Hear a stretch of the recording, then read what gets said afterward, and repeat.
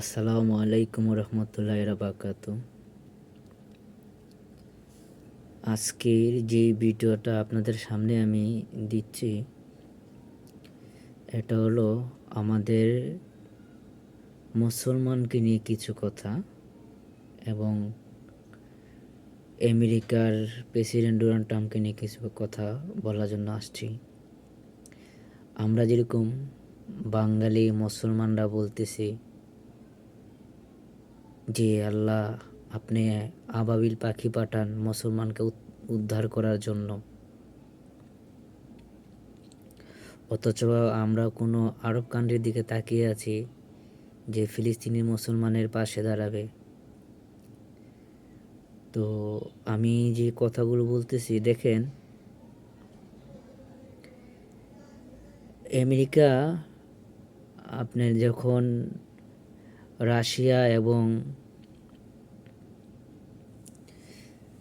যুদ্ধ করতেছে, তখন আমেরিকা বারবার চেষ্টা করতেছে যুদ্ধ থামানোর জন্য।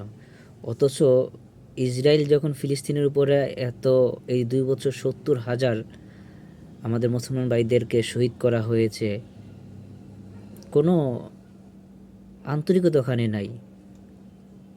তো এখনও সময় আছে আমাদের, কে সুন্নি কে শিয়া সেটার দিকে তাকানোর প্রয়োজন নাই। আমাদের সব একটা জিনিস দেখেন, আমরা সবাই মানি আমরা মুসলমান, আমরা আল্লাহ এক, হজরত মুহাম্মদ সাল্লাল্লাহু আলাইহি সাল্লাম তার রাসূল, আমরা সবাই জানি। তাই এত মতামত দুই দিকে না নিয়ে একদিকে দেখে আমরা মুসলমান এক হয়ে আমাদের মুসলমান এক হয়ে আমরা একসাথে লড়ি। দেখেন, যখন আমরা মুসলমানরা এক ছিলাম, আপনি আল্লাহ রাসূল সাল্লাল্লাহু আলাইহি সাল্লাম যখন ইসলাম প্রচার করছেন, পুরো উম্মাহটাকে এক জায়গায় রাখছেন।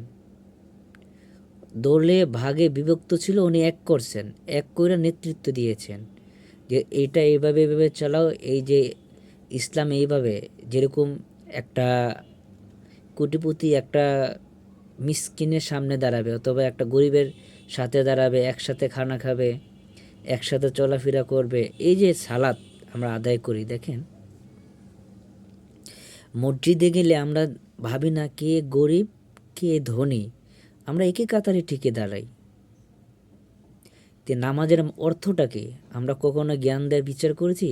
আমরা শুধু জানি নামাজ বেহেস্তের চাবি। না, শুধু নামাজ বেহেস্তের চাবি না, এইখানে অনেক কিছু শিখার আছে আমাদের, এখানে অনেক কিছু বোঝার আছে। আল্লাহ রাসূল সাল্লাল্লাহু আলাইহি সাল্লাম যে মেরাজে গিয়ে সালাত নিয়ে আসছেন, এখানে অনেক কিছু বোঝার আছে আমাদের।